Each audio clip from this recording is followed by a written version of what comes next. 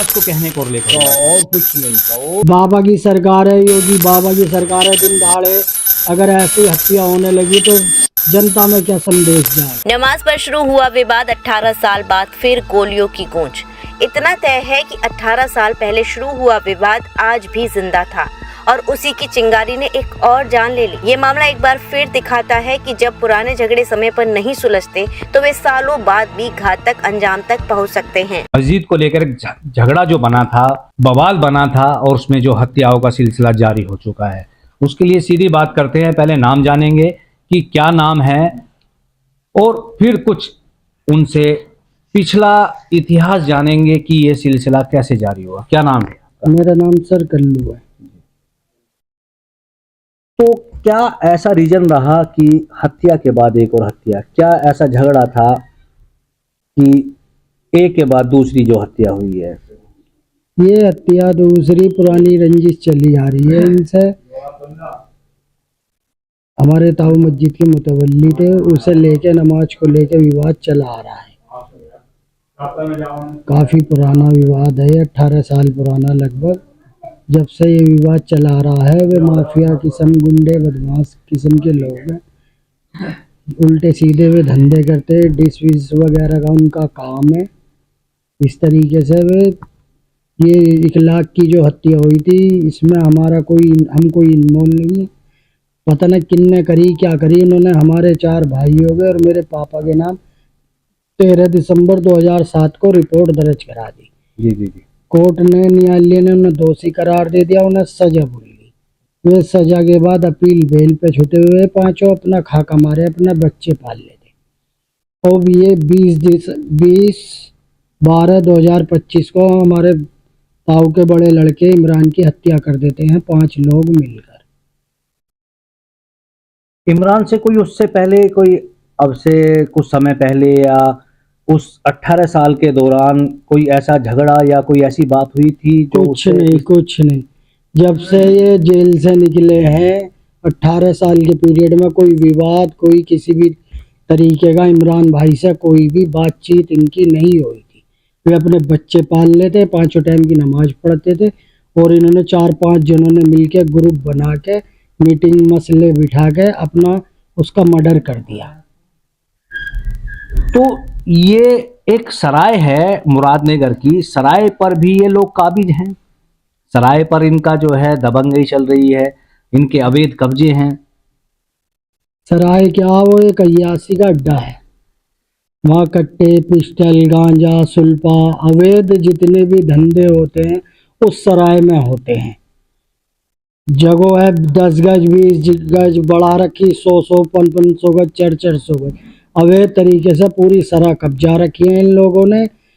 और जी टिर्री खड़ी करवाते हैं, 50-60 टिर्रियाँ खड़ी होती हैं, उनसे ये पैसे वसूलते हैं। माफिया बदमाश किस्म की लाइन के ये लोग हैं। और ये 1 लाख जो था, इस पर पिछली भी दुश्मनी इसकी लोगों से चली आ रही है। 2-307 इस पर पहली भी है। अपराधी किस्म का लोग था ये 1 लाख, मतलब सारे भाई भतीजे क्राइम बाज है। और एक यासर और ये 1 लाख के लड़के पिस्टलों की तस्करी करते। वो बच्चा नहीं है, बालिक है वो। और इनका जब से 13 दिसंबर 2007 से ये केस हुआ था 1 लाख वाला, जब से इन्होंने ये रंजिश रख रखी थी, मन में जहर था कि इसे तैयार करेंगे, अपने बेटा है उनका भतीजा, और इसके द्वारा और 3-4 घर के मेंबर और मिलके इमरान की हत्या करेंगे। क्योंकि इमरान को कोर्ट ने इसमें मैन माना था 1 लाख वाली हत्या में, जबकि इनका कोई रोल नहीं। मारा जना किन्ने ना, मेरे तो भाइयों पर, मेरे पिताजी पे ये केस लगा है। ये थोपा गया, यानी कि जो, हाँ, ये थोपा गया। वो उसकी पहली दुश्मनी काफी थी 1 लाख की, क्योंकि वो 307 भी 2-3 उस पर 307 है। जिसका काम था, बदमाश था वो, पिस्टल वगैरह उसी टाइम से रखता था, रिवाल्वर, अपराधी किस्म का था। 18 साल के पीरियड में हमारे भाइयों ने किसी से कुछ नहीं कहा, ना कोई कहन सुनन, ना कोई लड़ाई, ना कोई झगड़ा। और ये 4-5 जनों ने मिलके उसकी नमाज पढ़ के वे इधर को निकल के, हमारे भाई इमरान साइकिल वाला मुमतियाज है, उसकी दुकान पे धूप की वजह से थोड़ी बहुत देर जाके बैठ जाते, 5 जनों ने मिलकर उनकी हत्या कर दी, ताबड़तोड़ गोलियां चलाई। तो आप सरकार से, शासन प्रशासन से क्या चाहते हैं? हम प्रशासन से ये मांग करते हैं, इनकी जो एक गिरफ्तारी हुई है, 4 फरार है, इनकी गिरफ्तारी की जाए और इन्हें जेल भेजा जाए। हम प्रशासन से यही चाहते हैं कि इन्हें जल्द से जल्द पकड़ा जाए। भाई बाबा की सरकार है, योगी बाबा की सरकार है, दिन दहाड़े अगर ऐसी हत्या होने लगी तो जनता में क्या संदेश जाएगा? नहीं, बाबा की सरकार है, योगी आदित्यनाथ कहते हैं कि मैंने उत्तर प्रदेश को गुंडा मुक्त बना दिया है। तो ये अपराधी कहाँ से, जब अपराधी जो है घर छोड़कर, प्रदेश छोड़कर भाग गए, तो ऐसे अपराधी कहाँ से पनप रहे हैं ये योगी सरकार में? योगी सरकार में जब बाबा ये कहते हैं कि मैंने इसे मुक्त करा दिया गुंडागर्दी, तो दिन दहाड़े हत्याएं क्यों हो रही है? तो कहीं ना कहीं योगी आदित्यनाथ जो कहते हैं, उनके जो दावे हैं प्रदेश मुक्त, गुंडा मुक्त के, वो कहीं ना कहीं जो है खोखले नजर आ रहे हैं। नहीं, खोखले भी नहीं है, मगर वे अपनी जगह सही है। कहीं ना कहीं प्रशासन की चूक हो रही है, प्रशासन की लापरवाही हो रही है, क्योंकि आज 5 दिन हो गए इमरान भाई की हत्या हुए हुए और एक अरेस्टिंग है, 4 अभी अरेस्टिंग नहीं है।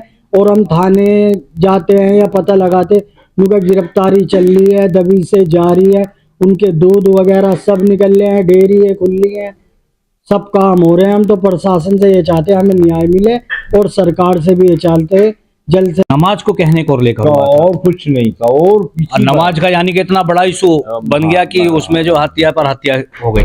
उन्होंने कही वे भटियारे मुतवल्ली थे, वो लिखने वाले खजांची। मेरा तो एक यूं था कि देहाती आदमी था, एक निजाम चला रहे थे मस्जिद का, जिससे कि यूं गरीब मस्जिद है, यूं चल जा। जी जी, उन्होंने हाय तो बदल, हमने इस्तीफा दे दिया, लो भैया यूसी मानो तुम बन जाओ, वे बन गए।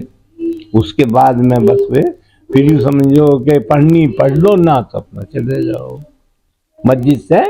अगर तुम्हें पढ़नी तो पढ़ लो, नहीं जाओ।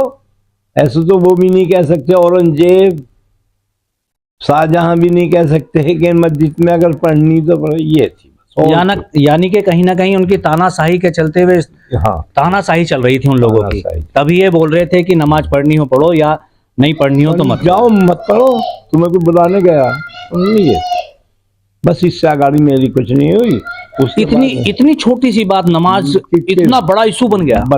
हकीकत बता रहा हूँ, जिसमें हत्या भी हो गई, हत्या भी हो गई, और वे भी होंगे, 307 भी हो गया। और अब मेरा बच्चा, अब ये बेल अपील थे, ये जब अदालत ने उस सजा कर दी, जो बात है झूठी चल थोड़ी है कोई, जो बात है।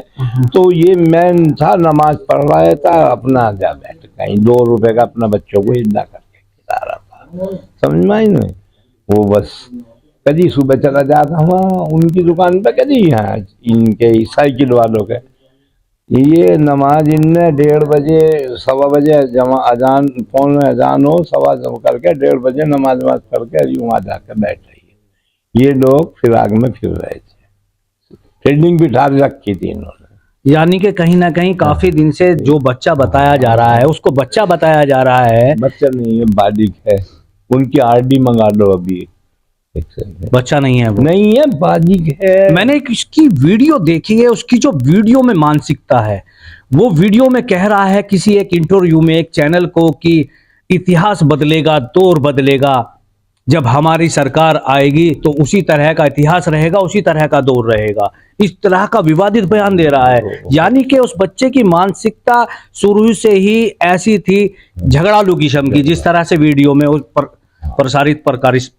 प्रकाशित हो रहा है। जब बड़ों की ऐसी थी तो अगर गेहूं मैंने बोए हैं तो चने कैसे काट लाऊंगा, गेहूं बो काट के लाऊंगा, समझो तुम मेरी।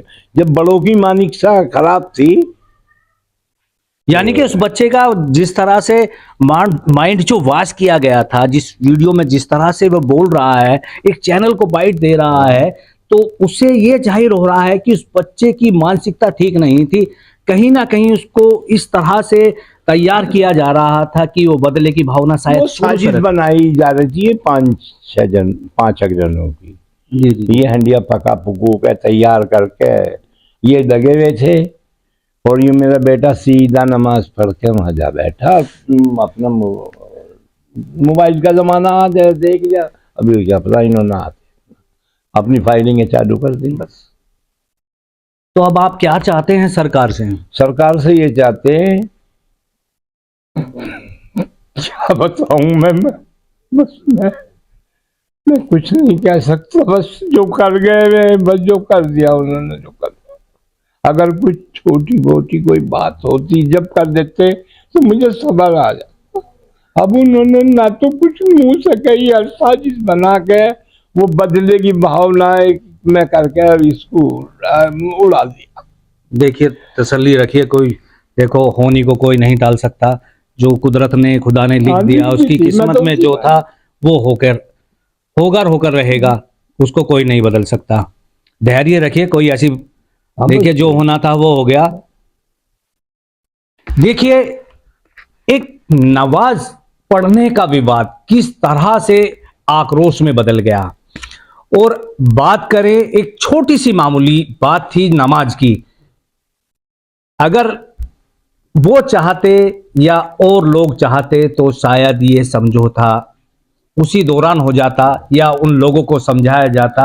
मस्जिद तो एक खुदा का घर है, उसमें कोई भी नमाज पढ़ सकता है, कोई भी प्रार्थना कर सकता है। मस्जिद किसी की प्राइवेट प्रॉपर्टी नहीं है, सार्वजनिक संपत्ति है।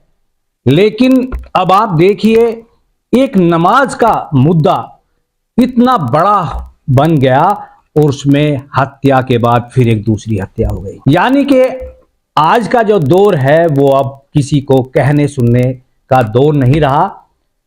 आप किसी से अब कुछ नहीं कह सकते। अगर कुछ कहेंगे तो जैसे अल्लू भाई बैठे हैं जो ये भुगत रहे हैं, एक छोटी सी बात को लेकर आज इन्होंने एक अपना बेटा खो दिया। तो जमाना जिस तरह से चल रहा है अब कहने सुनने का नहीं रहा। अगर आप किसी को समझाएंगे तो शायद वो आपसे कुछ दुश्मनी या एलर्जी भी रख सकता, हो सकता है वो आपसे इतनी एलर्जी रखे कि आपकी हत्या भी कर दे। इसी तरह की आपको और भी हम कहानी दिखाते रहेंगे। सच्चाई को दिखाने के लिए स्टोरी ऐसी हम दिखाते रहेंगे। अपने सहयोगी रवि के साथ में वाई के Rajput, national today 24x7 Ghaziabad.